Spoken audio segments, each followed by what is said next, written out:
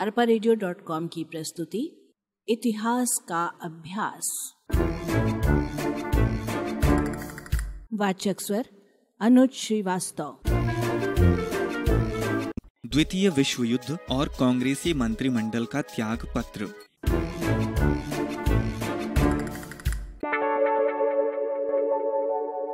सितंबर 1939 में द्वितीय विश्व युद्ध आरंभ हुआ, जिसका प्रभाव भारत के राष्ट्रीय आंदोलन पर भी पड़ा। ब्रिटिश सरकार ने भारतीय जनता से बिना कोई सहमति लिए भारत के युद्ध में प्रवेश होने की घोषणा कर दी। युद्ध आरंभ होते ही कांग्रेस ने अपना दृष्टिकोण स्पष्ट कर दिया।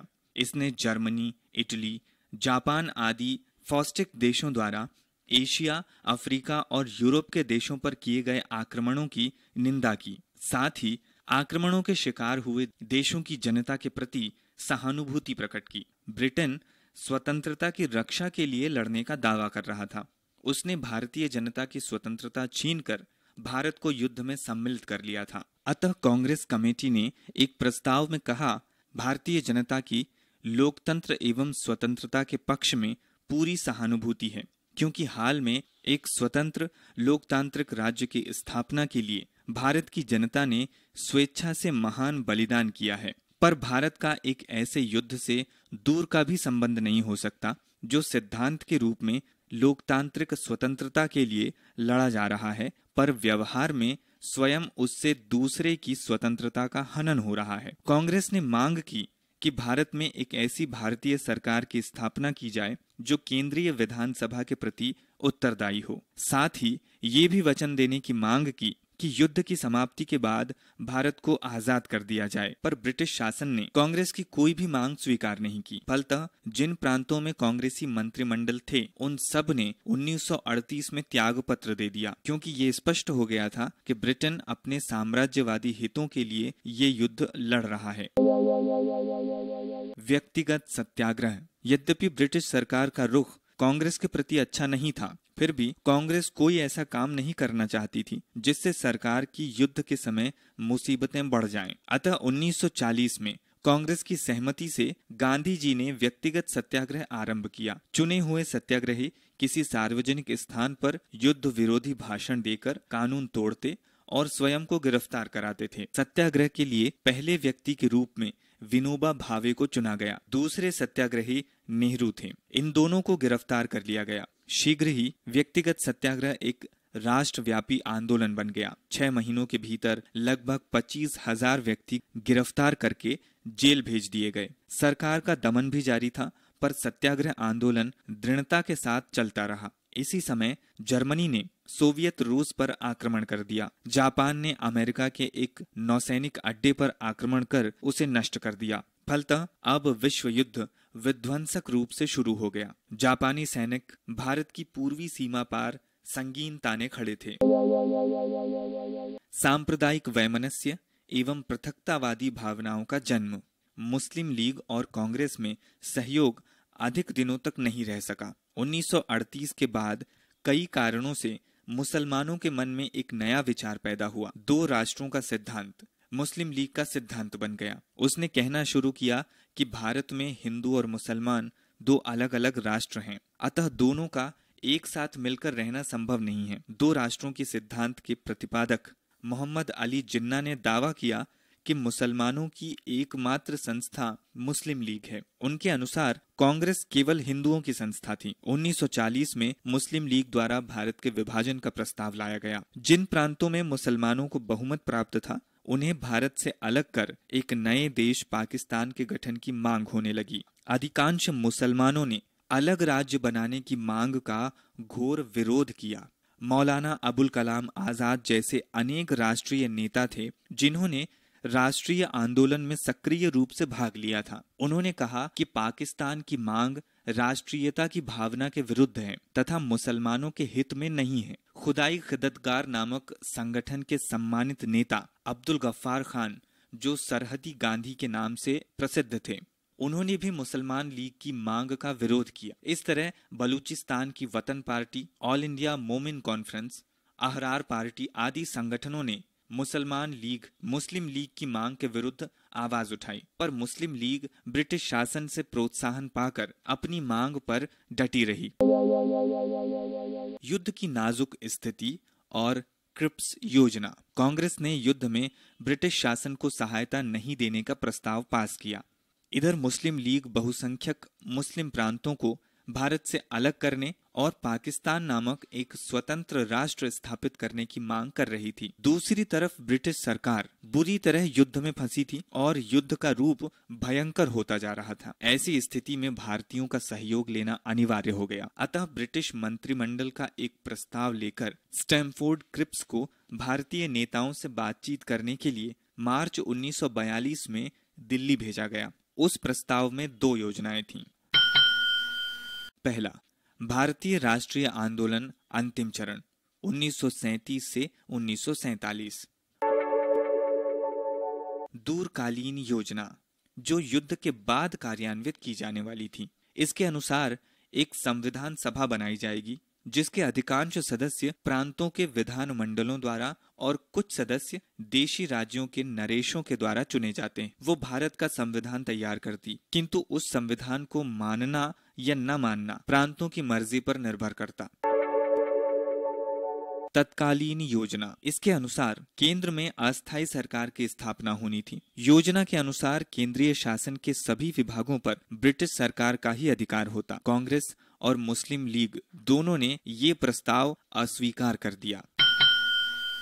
अगस्त 1942 की क्रांति, भारत छोड़ो आंदोलन। अगस्त 1942 में मुंबई में अखिल भारतीय कांग्रेस समिति की बैठक हुई और 8 अगस्त को महात्मा गांधी ने समिति के समक्ष अपना भारत छोड़ो का ऐतिहासिक प्रस्ताव रखा। कांग्रेस कार्य समिति में दिए गए भाषण में महात्मा गांधी ने स्पष्ट रूप से राष्ट्र को करो या मरो, डू और डाई के संघर्ष के लिए आह्वान किया। ब्रिटिश शासन पहले से ही इस प्रस्ताव के विरुद्ध कार्रवाई के लिए तैयार थी। 8 अगस्त को प्रस्ताव पारित हुआ और 9 अगस्त को सरकार ने महात्मा गांधी सहित सभी नेताओं को गिरफ्तार कर लिया तथा कांग्रेस को गैर कानूनी संस्था घोषित कर दिया। इससे जनता में बड़ी उत्तेजना फैल गई और सारे देश में क्रांति की ज्वाला धधक उठी। सरकार विरोधी प्रदर्शन हुए, हड़तालें हुई, सभाएं और जुलूस निकले, पर सरकार ने बड़ी क्रूरता से इस आंदोलन को दबाने के प्रयास किए। कुछ ही दिनों में आंदोलन ने क्रांति का रूप धारण कर लिया। सरकारी कर्मचारी कार्यालय छोड़कर भागने लगे। बलिया, मिदनापुर आदि में समानांतर सरकार कायम की गई। यातायात के साधनों को नष्ट कर दिया गया। तार और डाक की व्यवस्था खत्म कर दी गई। रेलगाड़ियों का आना जाना बंद हो गया। आवागमन एवं संचार के साधनों के अभाव में सरकारी कार्यालयों के बीच संपर्क टूट गया। सारे भारत में लगभग 1 महीने तक सरकार नाम की कोई चीज ही नहीं रही। अगस्त के अंतिम सप्ताह में वायसराय लिन लिथगो ने प्रधानमंत्री चर्चिल को लिखा कि मुझे ऐसी स्थिति का सामना करना पड़ रहा है जिसे 1857 के बाद खतरनाक विद्रोह कहा जा सकता है। प्रधान सेनापति वेवेल का कहना था कि इस आंदोलन के कारण पूर्वी मोर्चों पर ब्रिटेन के सैनिक कमजोर हो गए तथा सेनाओं के लिए गंभीर खतरा उत्पन्न हो गया। इस आंदोलन में बिहार की भूमिका महत्वपूर्ण रही। 31 जुलाई 1942 को राजेंद्र प्रसाद ने पटना में बिहार प्रदेश कांग्रेस कमेटी की एक विशेष बैठक में कांग्रेस कार्यकर्ताओं को आंदोलन के लिए तैयार रहने कहा। शाम को अंजुमन इस्लामिया हॉल में एक आम सभा में छात्रों से कांग्रेस के क्रांतिकारी कार्यकर्ताओं का अनुसरण करने के लिए अपील की गई। 11 अगस्त 1942 को छात्रों का एक दल बिहार विधानसभा भवन पर तिरंगा झंडा फहराने के लिए पटना सचिवालय के पास पहुंचा। उस समय तक वहां हजारों की संख्या में लोग एकत्र हो गए थे। उसी समय पटना के जिलाधिकारी WG आर्चर ने भीड़ पर गोली चलाने का आदेश दे दिया। झंडा फहराते समय 7 छात्र शहीद हो गए। पटना सचिवालय के मुख्य द्वार के समीप इन अमर शहीदों की याद में शहीद स्मारक बनाया गया। 11 अगस्त 1942 को बिहार के गवर्नर ने वायसराय को पत्र लिखा। उसके अनुसार पटना में आंदोलन की तीव्रता इतनी अधिक थी कि सरकार नाम की कोई चीज ही नहीं थी। सभी जिलों में संपर्क टूट गया था। बाद में श्री राजेंद्र बाबू तथा अन्य राजनीतिक बंदियों को हजारीबाग जेल भेज दिया गया, जहां जयप्रकाश नारायण पहले से ही नजरबंद थे। 9 नवंबर 1942 को जयप्रकाश अपने 5 साथियों रामानंद मिश्र, योगेंद्र शुक्ल, शालिग्राम सिंह, सूर्य नारायण सिंह और गुलाली सोनार के साथ हजारीबाग जेल से फरार हो गए। 1942 की अगस्त क्रांति का भारतीय राष्ट्रीयता के इतिहास में महत्वपूर्ण स्थान है। ये सही है कि भारत छोड़ो आंदोलन सरकार की कठोर दमन नीति के कारण सफल नहीं हो सका, पर इसने भारतीय स्वतंत्रता के लिए पुख्ता पृष्ठभूमि तैयार कर दी। क्रांति में भारतीय जनता ने अपूर्व साहस और धैर्य का परिचय दिया। लाखों युवक क्रांति में मातृभूमि की स्वतंत्रता के लिए मर मिटने को तैयार हो गए। इससे स्पष्ट हो गया कि राष्ट्रीयता की भावना अपनी पराकाष्ठा पर थी और ऐसी स्थिति में ब्रिटिश शासन का कायम रहना संभव नहीं था। द्वितीय विश्व युद्ध के बाद विश्व में परिवर्तन। द्वितीय विश्व युद्ध के बाद विश्व में कुछ महत्वपूर्ण परिवर्तन हुए। इनकी पृष्ठभूमि में राष्ट्रीयता की भावना काम कर रही थी। पहला, मित्र राष्ट्रों ने स्वाधीनता और लोकतंत्र के नाम पर द्वितीय विश्व युद्ध को लड़ा था। युद्ध के बाद एशिया, अफ्रीका तथा अन्य महादेशों में स्थित मित्र राष्ट्रों की जनता स्वाधीनता की मांग करने लगी। इसके लिए उन्होंने आंदोलन भी शुरू किए। दूसरा, युद्ध के बाद विश्व की स्थिति में काफी परिवर्तन हुआ। ब्रिटेन, फ्रांस, हॉलैंड आदि साम्राज्यवादी देशों में इतनी शक्ति नहीं रह गई थी कि वे अपने विरुद्ध होने वाले आंदोलन को रोक लेते। फलतः उनके अधीनस्थ देश एक एक करके स्वतंत्र होने लगे। तीसरा, युद्ध में सोवियत रूस की सर्वाधिक क्षति हुई, पर अब वो और भी शक्तिशाली राष्ट्र बन गया। चौथा, अनेक यूरोपीय देशों में समाजवादी राज्य की स्थापना हो गई। पांचवा, ब्रिटेन अब विश्व शक्ति नहीं रह गया। छठवां, इस समय भारत में ब्रिटिश शासन के प्रति विरोध चरम सीमा पर था। 1943 में बंगाल में भीषण अकाल पड़ा था। उसमें लगभग 3 लाख लोगों की मृत्यु हुई थी। ब्रिटिश सरकार ने अकाल पीड़ितों की राहत के लिए कुछ नहीं किया। इसमें युद्ध के बाद लोगों का दबा हुआ क्रोध ब्रिटिश शासन को आखिरी चोट देने के लिए फूट पड़ा। सातवां, आजाद हिंद फौज के अधिकारियों पर मुकदमा चलाया गया। इससे पूरे देश में सनसनी फैल गई। आठवां, भारतीय नौसेना के नाविकों ने भी विद्रोह कर दिया। इन सब स्थितियों में ब्रिटिश सरकार को ये स्पष्ट हो गया कि भारत को अब और पराधीन रखना संभव नहीं है। वैवेल योजना और शिमला सम्मेलन। सन 1943 में वैवेल भारत में वायसराय होकर आए। अंतरिम सरकार की स्थापना हेतु वैवेल ने एक योजना प्रकाशित की, जिसे वैवेल योजना कहते हैं। इस पर विचार करने के लिए सभी प्रमुख राजनीतिक दलों का शिमला में एक सम्मेलन हुआ, पर मुस्लिम लीग और कांग्रेस में मतभेद के कारण ये योजना सफल नहीं हुई। Cabinet mission. 1946 में द्वितीय विश्व युद्ध की समाप्ति के बाद इंग्लैंड में चर्चिल की सरकार का पतन हुआ। जब तक चर्चिल प्रधानमंत्री रहे, उन्होंने भारत की स्वतंत्रता का विरोध ही किया। चर्चिल सरकार के पतन के बाद इटली के मजदूर दल की सरकार बनी, जिसने भारत की राजनीतिक समस्या का समाधान करने का निश्चय किया। अतः ब्रिटिश मंत्रिमंडल की ओर से 3 प्रतिनिधियों का एक मिशन भारत आया। इस मिशन की योजना को कैबिनेट मिशन योजना कहते हैं। इसके अनुसार भारत को स्थायी संविधान बनाने और उसके निर्माण हेतु एक संविधान सभा के गठन का अधिकार दिया गया। जब तक संविधान नहीं बन जाता, तब तक केंद्र में एक अंतरिम सरकार की व्यवस्था की जाएगी। इस योजना के अनुसार 1946 में संविधान सभा का निर्वाचन हुआ और केंद्र में अंतरिम सरकार की स्थापना हुई।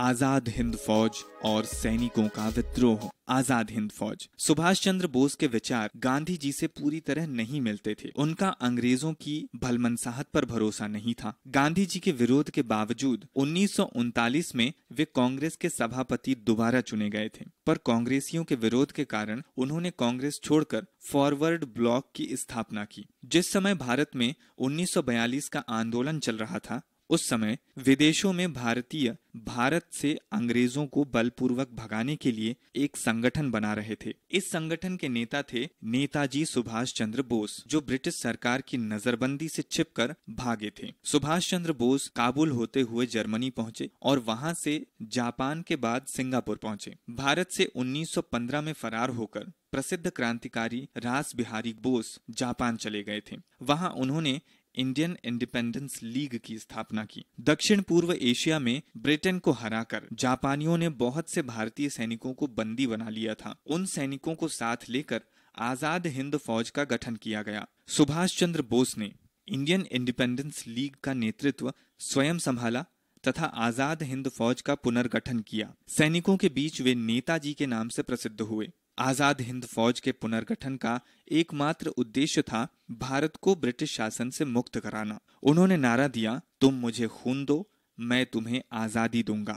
21 अक्टूबर 1943 को सुभाष चंद्र बोस ने स्वतंत्र भारत की अस्थायी सरकार की घोषणा की। 1944 में आजाद हिंद फौज जापानी सेनाओं के साथ पूर्वोत्तर भारत के इम्फाला कोमिया क्षेत्र तक पहुंच गई, पर उस समय तक युद्ध का पासा पलट जाने के कारण उन्हें पीछे हटना पड़ा। जर्मनी हार चुका था और जापान की स्थिति भी नाजुक हो गई थी। नेतृत्व के अभाव में जापान के पतन के बाद आजाद हिंद फौज का भी पतन हो गया, जिसके अधिकांश सैनिक तथा अफसर पकड़ लिए गए। नवंबर 1945 में आजाद हिंद फौज के 3 प्रमुख अफसरों ढिल्लन, सहगल और शाह नवाज पर अंग्रेज शासन अर्थात ब्रिटिश साम्राज्य के विरुद्ध षड्यंत्र के अपराध में मुकदमा चलाया गया। इसके लिए दिल्ली के लाल किले में एक सैनिक अदालत कायम की गई। इस समाचार को सुनकर भारतीय जनता उत्तेजित हो उठी। देश के बड़े बड़े वकील, बैरिस्टर निशुल्क इस मुकदमे की पैरवी के लिए पहुंचे। स्वयं पंडित जवाहरलाल नेहरू 30 वर्षों के बाद वकील की अदालती पोशाक में बहस करने के लिए लाल किला गए। सैनिक अदालत ने अभियुक्तों को आजीवन कारावास का दंड सुनाया, जिसे बाद में वायसराय ने अपने विशेषाधिकार का प्रयोग कर रद्द कर दिया। सैनिकों का विद्रोह। 1945-46 में एक अन्य महत्वपूर्ण घटना घटी। अनेक स्थानों पर सैनिकों का विद्रोह हुआ। दमदम हवाई अड्डे पर हवाई सैनिकों ने विद्रोह किया। बंबई में भी सैनिकों ने विद्रोह किया। सरकार की मांग की पूर्ति के संबंध में सूचना दी गई और सार्वजनिक सभाओं का आयोजन किया गया। इन सैनिक विद्रोहों ने ब्रिटिश साम्राज्य को आंदोलित कर दिया। मुस्लिम लीग की धमकी और अंतरिम सरकार। मुस्लिम लीग की धमकी। इस समय अप्रैल 1946 में मुस्लिम लीग का अधिवेशन दिल्ली में हुआ। उसमें पाकिस्तान की मांग को दोहराया गया और स्पष्ट घोषणा की गई कि मुस्लिम लीग की ओर से पाकिस्तान की मांग मनवाने के लिए प्रत्यक्ष कार्यवाही की जाएगी। इस अवसर पर मुस्लिम लीग के प्रमुख नेताओं ने जो भाषण दिए वे बड़े ही कटु और उत्तेजक थे।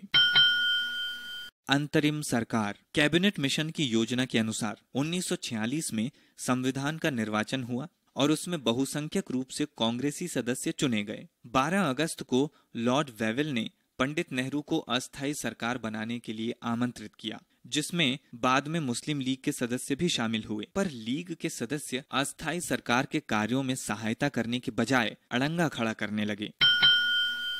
प्रत्यक्ष कार्यवाही। मुस्लिम लीग ने पाकिस्तान की प्राप्ति के लिए प्रत्यक्ष कार्यवाही करने का निश्चय किया। जुलाई 1946 में उसने इस संबंध में एक प्रस्ताव स्वीकार किया। कांग्रेस के अंतरिम सरकार में प्रवेश को लीग ने हिंदू राज्य का अत्याचार बताया और उससे अलग होने के लिए उससे 16 अगस्त 1946 को प्रत्यक्ष विरोध दिवस मनाने की घोषणा की। फलतः बंगाल, बिहार, उत्तर प्रदेश, पंजाब आदि प्रदेशों में हिंदू मुसलमानों के बीच भयंकर दंगे हुए।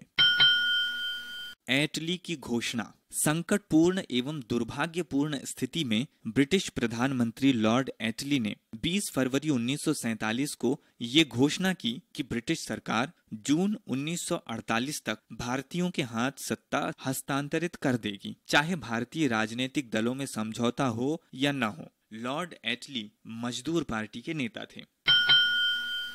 माउंटबेटन योजना। लॉर्ड वेवेल के स्थान पर लॉर्ड माउंटबेटन भारत में अंतिम अंग्रेज वायसराय नियुक्त हुए। 24 मार्च 1947 को वो दिल्ली पहुंचे और आते ही भारत की राजनीतिक समस्या के हल का प्रयास करने लगे। भारतीय नेताओं से विचार विमर्श करने के बाद वे मई में इंग्लैंड गए। वहां से वापस आने के बाद जून 1947 में उन्होंने एक योजना निकाली जो माउंटबेटन योजना के नाम से प्रसिद्ध है।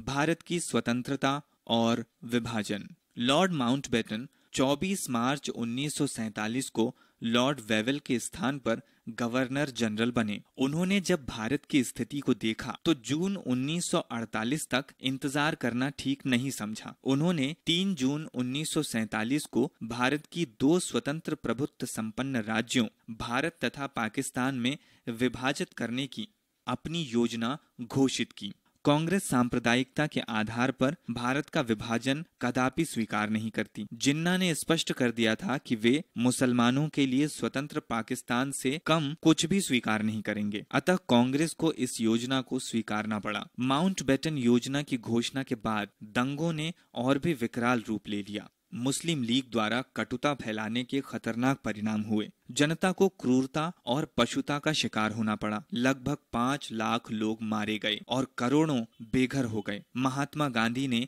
स्थिति पर नियंत्रण रखने का अथक प्रयास किया, किंतु असफल रहे। ऐसी दुखद परिस्थितियों में 15 अगस्त 1947 को भारत स्वतंत्र हुआ। ये स्वतंत्रता भारतीय स्वतंत्रता अधिनियम 1947 के अंतर्गत घोषित की गई। जिन्ना की जीत हुई और उन्हें उत्तर पश्चिम सीमांत प्रांत, पूर्वी बंगाल, पश्चिम बंगाल तथा बलूचिस्तान मिल गया। भारतीयों ने कभी कल्पना भी नहीं की थी कि इस प्रकार सांप्रदायिकता पर आधारित विभाजन के साथ स्वतंत्रता प्राप्त करेंगे।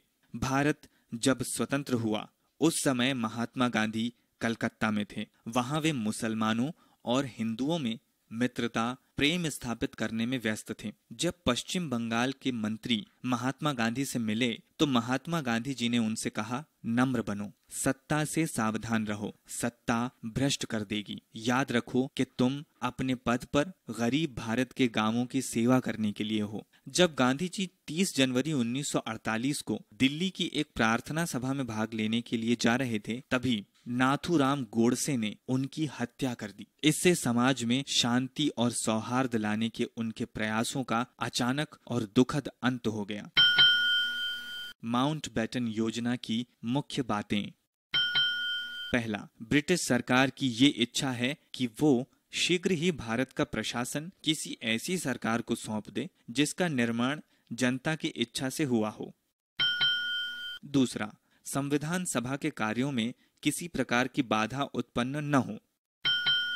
तीसरा, वर्तमान संविधान सभा द्वारा बनाया गया संविधान भारत के उन भागों में कार्यान्वित नहीं होगा जो उसे स्वीकार नहीं करेंगे।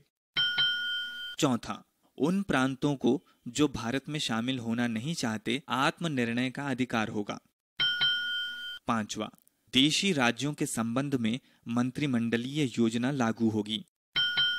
छठवां, यदि मुस्लिम क्षेत्र देश के विभाजन का समर्थन करते हैं तो भारत और पाकिस्तान की सीमा निर्धारण के लिए एक कमीशन नियुक्त होगा। सातवां, ब्रिटिश सरकार 1948 तक सत्ता हस्तांतरित करने की प्रतीक्षा नहीं करेगी, बल्कि 1947 में ही ये कार्य संपन्न कर देगी। स्वतंत्र भारत अधिनियम 1947, देश का विभाजन और स्वतंत्रता प्राप्ति। भारत स्वतंत्रता अधिनियम 1947 को भारत स्वतंत्र विधेयक पेश हुआ। 2 सप्ताह के बाद विधेयक पारित हो गया और भारत स्वतंत्रता अधिनियम के नाम से प्रसिद्ध हुआ। भारत स्वतंत्रता अधिनियम के प्रमुख उपबंध। पहला, इसके द्वारा 25 अगस्त 1947 को भारत को 2 अधिराज्यों में विभक्त कर दिया गया, जिनके नाम भारत और पाकिस्तान पड़े। भारत के अंतर्गत बंबई, मद्रास, यूपी, बिहार, उड़ीसा, पूर्वी पंजाब, पश्चिमी बंगाल और मुस्लिम क्षेत्र को छोड़कर असम, दिल्ली और अजमेर, मारवाड़ और कुर्ग रखे गए। पाकिस्तान के अंतर्गत पूर्वी बंगाल, पश्चिमी पंजाब, सिंध, ब्रिटिश बलूचिस्तान, उत्तर पश्चिमी सीमा प्रांत तथा असम के मुस्लिम क्षेत्र को रखा गया। दूसरा, नए संविधान के निर्माण तक भारत और पाकिस्तान दोनों राज्यों में ब्रिटिश साम्राज्य की ओर से नियुक्त एक गवर्नर जनरल रखने की व्यवस्था की गई। तीसरा, गवर्नर जनरल का पद केवल अलंकारिक रखा गया। चौथा, 15 अगस्त 1947 के बाद देशी राज्यों पर से ब्रिटिश संप्रभुता की समाप्ति हो जाएगी और उनके साथ हुई संधियां अपने आप समाप्त हो जाएंगी। पांचवा, विभिन्न देशी राज्यों को 2 में से किसी एक उपनिवेश में सम्मिलित होने या स्वतंत्र रहने की स्वतंत्रता दी गई। छठवां, भारत और पाकिस्तान दोनों उपनिवेशों को अपने इच्छानुसार ब्रिटिश राष्ट्रमंडल में सम्मिलित होने या उससे संबंध विच्छेद का अधिकार प्रदान किया गया। 7वां, दोनों राज्यों में मंत्रिमंडल को अपने अपने राज्य के गवर्नर जनरल के मनोनयन का अधिकार सौंपा गया। 8वां, भारत सचिव का पद समाप्त कर दिया गया। 9वां, संविधान सभा को अपने अपने अधिराज्यों के लिए कानून बनाने का अधिकार सौंपा गया। 15 अगस्त 1947 को भारत स्वतंत्रता अधिनियम लागू हुआ और भारत तथा पाकिस्तान नामक दो स्वतंत्र राज्यों की स्थापना हुई। जिन्ना पाकिस्तान के गवर्नर जनरल हुए और लॉर्ड माउंटबेटन भारतीय परिषद द्वारा भारत के गवर्नर जनरल मनोनीत हुए। गणराज्य की स्थापना 15 अगस्त 1947 को भारत स्वतंत्र हुआ। इसके पूर्व ही स्वाधीन भारत का संविधान बनाने का कार्य संविधान सभा द्वारा आरंभ किया गया था। संविधान की प्रारूप समिति के अध्यक्ष थे डॉक्टर भीमराव अंबेडकर। प्रारूप समिति ने अपना काम 26 नवंबर 1949 को पूरा किया। भारत का नया संविधान 26 जनवरी 1950 को लागू हुआ। इसके अनुसार भारत को गणराज्य घोषित किया गया। डॉक्टर राजेंद्र प्रसाद प्रथम राष्ट्रपति और पंडित जवाहरलाल नेहरू प्रथम प्रधानमंत्री बने। हम लोग हर वर्ष 15 अगस्त को स्वाधीनता दिवस और 26 जनवरी को गणतंत्र दिवस मनाते हैं। स्मरणीय बिंदु 1905 जापान ने विशाल रूस को हराया। 1905 बंग भंग योजना। 1906 मुस्लिम लीग की स्थापना। कांग्रेस में दो दल, नरम दल और गरम दल। 1909 में मरले मिंटो सुधार। गरम दल के नेता लाल बाल और पाल। 1910 में भारतीय प्रेस अधिनियम बनाया। 1912 लॉर्ड हार्डिंग की हत्या। 1914 में प्रथम विश्व युद्ध छिड़ा। 1916 में लखनऊ पैक्ट। 1916 होम रूल आंदोलन, लोकमान्य तिलक और श्रीमती एनी बेसेंट। 1918 प्रथम विश्व युद्ध का अंत। 1919 मॉन्टेग्यू चेम्सफोर्ड सुधार अधिनियम। मार्च 1919 रोलेट एक्ट। 10 अप्रैल 1919 जलियांवाला बाग हत्याकांड। 1919 खिलाफत आंदोलन। 1920 असहयोग आंदोलन। 1923 स्वराज्य दल की स्थापना। 1925 देशबंधु चितरंजन दास की मृत्यु। 1929 कांग्रेस का लाहौर अधिवेशन। 12 मार्च 1930 सविनय अवज्ञा आंदोलन। 1931 गांधी इरविन समझौता। 1931 गोलमेज सम्मेलन। 1935 भारत शासन अधिनियम। अक्टूबर 1940 व्यक्तिगत सत्याग्रह। मार्च 1942 क्रिप्स योजना। अगस्त 1942 भारत छोड़ो आंदोलन। 1943 वैवेल योजना। 1946 कैबिनेट मिशन एवं अंतरिम सरकार।